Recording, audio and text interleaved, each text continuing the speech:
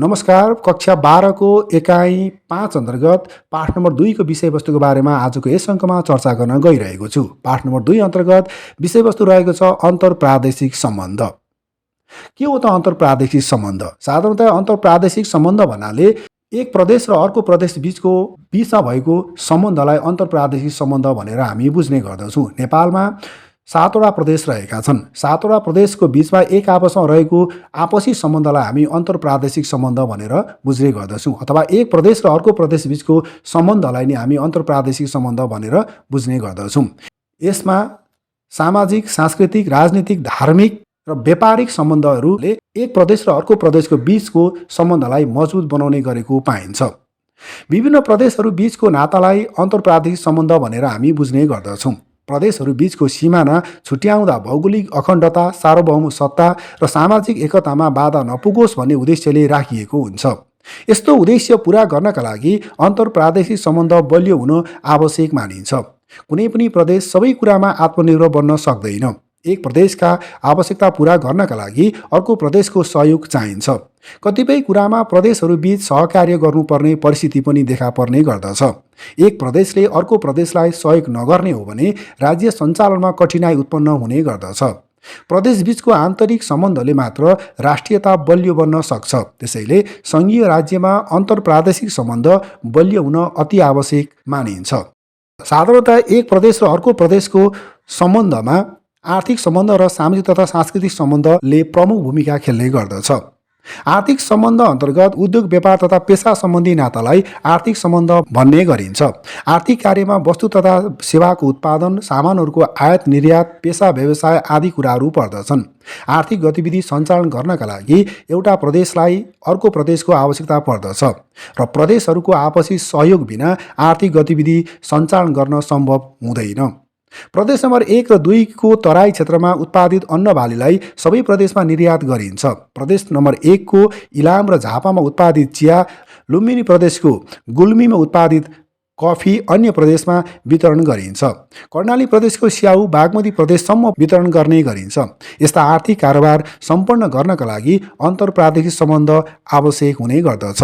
आर्थिक सम्बन्धको कुरा गर्दा मुख्यतया विभिन्न आयामहरूले प्रमुख भूमिका खेल्ने गर्दछन्, जस अन्तर्गत उद्योगहरू सञ्चालन गर्न, व्यापारको विस्तार गर्न, स्रोत साधनको उपयोग गर्न, सामान आयात निर्यात गर्न, पर्यटन व्यवसाय सञ्चालन गर्न।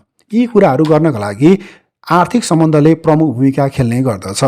प्रदेश बीचको अन्तर सम्बन्ध मजबुत बनाउनका लागि के कारणले गर्दा एक प्रदेश र अर्को प्रदेशको बीचको सम्बन्ध मजबुत बनाउनु पर्ने हुन्छ भन्ने विषयवस्तुको बारेमा चर्चा गर्दा साधारणतया उद्योग धन्दा सञ्चालन गर्नका लागि एक प्रदेश र अर्को प्रदेशको बीचको सम्बन्ध राम्रो हुनुपर्दछ। त्यसै गरी व्यापारको विस्तार गर्न पनि प्रदेशको बीचको सम्बन्ध मजबुत हुन आवश्यक हुने गर्दछ।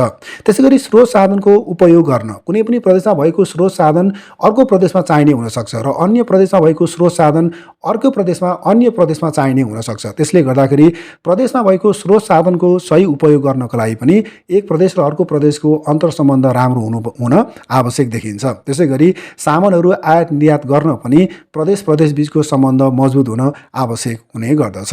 त्यसै गरी पर्यटन व्यवसाय सञ्चालन गर्न पनि एक प्रदेश र अर्को प्रदेश बीचको सम्बन्ध मजबुत हुन अति आवश्यक हुने गर्दछ। त्यसै गरी अर्को विषयवस्तु रहेको छ सामाजिक तथा सांस्कृतिक सम्बन्ध। एक प्रदेश र अर्को प्रदेश बीचको सम्बन्ध मजबुत बनाउनको लागि सामाजिक तथा सांस्कृतिक सम्बन्ध पनि मजबुत हुन आवश्यक हुने गर्दछ। हाम्रा रीतिरिवाज र परम्पराहरू बीचको नातालाई सामाजिक तथा सांस्कृतिक सम्बन्ध भन्ने गरिन्छ।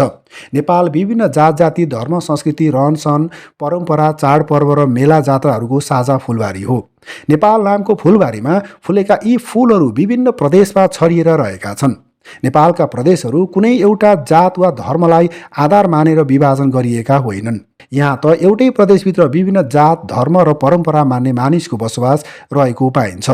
एउटा प्रदेशका नागरिकहरू अर्को प्रदेशसँग नाता सम्बन्धमा जोडिएका छन्। बसाइसराई, वैवाहिक सम्बन्ध र रोजगारको क्रमले प्रदेशहरू बीचको आवत जावत अझ धेरै बढेको देखिन्छ। हामी बीचको एकता, धार्मिक सहिष्णुता र सहयोगी भावना वृद्धि गर्नका लागि सामाजिक तथा सांस्कृतिक सम्बन्धले महत्त्वपूर्ण भूमिका खेलेको पाइन्छ। अन्तर्प्रादेशिक सम्बन्ध बलियो बनाउनका लागि सामाजिक तथा सांस्कृतिक सम्बन्ध बलियो हुन अति जरुरी मानिन्छ। अन्तर्प्रादेशिक सामाजिक तथा सांस्कृतिक सम्बन्धको महत्त्वलाई हामी यसरी पनि बुदागत रूपमा हेर्न सक्दछौँ। विभिन्न प्रदेशहरू बीचको स्वतन्त्र रूपले आवत-जावत गर्नका लागि प्रदेश बीचको सम्बन्ध मजबुत हुन आवश्यक देखिन्छ। वैवाहिक तथा अन्य नाता सम्बन्ध कायम गर्न, जाति, धर्म तथा कुनै पनि समुदाय बीच भेदभाव हुन नदिनका लागि, आन्तरिक पर्यटनको विकासमा अन्य प्रदेशका पाहुनाहरूलाई आकर्षित गर्नका लागि, विभिन्न ठाउँमा हुने मेला, पर्व, उत्सव आदि परम्परालाई भव्य रूपले सफल बनाउनका लागि, ऐतिहासिक रूपमा कायम रहेको धार्मिक, सामाजिक तथा सांस्कृतिक एकता कायम राख्नका लागि एक प्रदेश र अर्को प्रदेशको बीचमा नजिकको सम्बन्ध हुन आवश्यक छ। सामाजिक तथा सांस्कृतिक सम्बन्धले अन्तर्प्रादेशिक सम्बन्धलाई बलियो बनाउन सहयोग गरेको हुन्छ। सामाजिक तथा सांस्कृतिक सम्बन्ध बलियो बनाउनको लागि हामीले हाम्रो व्यवहारलाई सकारात्मक बनाउनु पर्दछ। यसका लागि एक धर्म मान्ने व्यक्तिले अर्को धर्म मान्ने व्यक्तिप्रति सहिष्णुताको भाव राख्नु पर्दछ। धर्म र संस्कृतिको नाममा कुनै किसिमको भेदभाव गर्नु हुँदैन। शिक्षा र चेतनाको प्रभावबाट सामाजिक कुप्रथाहरूको अन्त्य गर्नुपर्दछ। हाम्रो समाजमा मनाइने मेला, जात्रा आदि उत्सवहरूमा सहभागी हुने बानी बसाल्नु पर्दछ।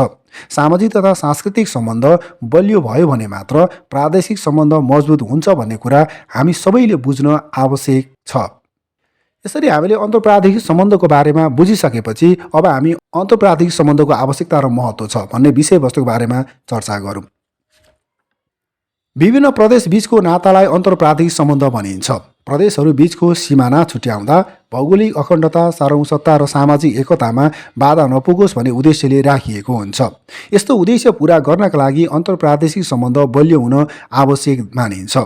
अन्तर्प्रादेशिक सम्बन्धको आवश्यकता तथा महत्त्वलाई हामी यसरी बुदागत रूपमा हेर्न सक्दछौँ। नम्बर 1 मा अन्तर्प्रादेशिक सम्बन्धले राष्ट्रिय एकतालाई बलियो बनाउने काम गर्दछ। सामाजिक सद्भाव तथा सहिष्णुता कायम गर्न सहयोग पुर्याउँदछ। सहयोग र सहकार्यको भावना वृद्धि गर्न सहयोग पुर्याउँदछ। राष्ट्रिय अखण्डता, लोकतान्त्रिक आचरण र सामाजिक एकता मजबुत बनाउन सहयोग गर्दछ। स्रोत साधनको उपयोग भई देश विकासमा सहयोग मिल्दछ। व्यापार व्यवसायले विकसित बन्ने अवसर पाउँछ। प्रादेशिक विवादको अन्त्य हुने गर्दछ।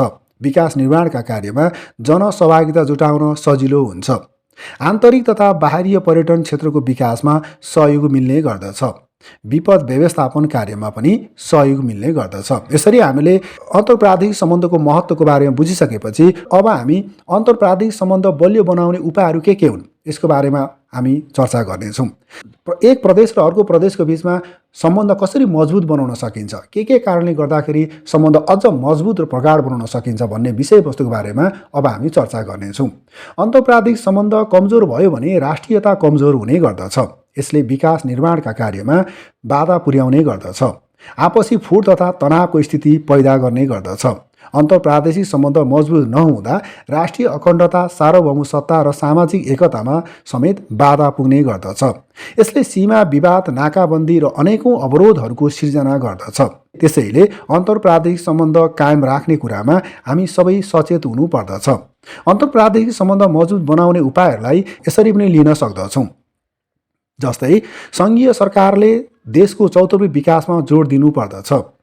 त्यसैगरी राष्ट्रिय अखण्डता, सार्वभौमसत्ता र सामाजिक एकताको विरुद्धमा हुने गतिविधिलाई नियन्त्रण गर्नुपर्दछ। त्यसैगरी राष्ट्रिय गौरवका ठूला आयोजनाहरू नेपाल सरकारकै नियन्त्रणमा सञ्चालन गर्नुपर्दछ।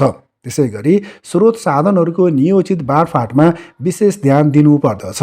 त्यसैगरी विकास निर्माणका कार्यहरूमा जनताको सहभागितालाई महत्त्व दिनुपर्दछ। त्यसैगरी शिक्षा र जनचेतनाको विस्तारमा जोड दिनुपर्दछ। त्यसैगरी रोजगारका अवसरहरूमा वृद्धि गरी गरिबी निवारणका कार्यक्रमहरू लागू गर्नुपर्दछ भने अन्तमा आर्थिक तथा सामाजिक क्षेत्रमा पछि परेका प्रदेशलाई आवश्यक सहयोग गर्नुपर्दछ। यसो गरियो भने मात्रै एक प्रदेश र अर्को प्रदेश बीचको सम्बन्ध अझै नजिकको हुने गर्दछ, अझै प्रगाढ बनाउन सकिनेछ। यी विषयवस्तुहरूको बारेमा केन्द्रीय सरकारले समानुपातिक विकासको गतिविधिलाई अघि बढाएको खण्डमा प्रदेश बीचको आपसी सम्बन्ध अझ धेरै मजबुत हुने देखिन्छ। यति भन्दै यस अङ्कबाट बिदा हुन चाहन्छु। यति भन्दै आगामी अङ्कमा अरू विषयवस्तुको बारेमा जानकारी लिनका लागि तपाईहरूले हाम्रो यस च्यानललाई लाइक र सब्सक्राइब गर्नुपर्ने हुन्छ र छेउमा रहेको बेल आइकनलाई पनि क्लिक गर्नुपर्ने हुन्छ। यति गर्नुभयो भने आगामी अङ्कमा अरू विषयवस्तुहरूको बारेमा गरिएको चर्चा सबैभन्दा पहिला तपाईँले प्राप्त गर्नुहुनेछ भन्दै आजको यस अङ्कबाट बिदा हुन चाहन्छु। हवस् त, धन्यवाद।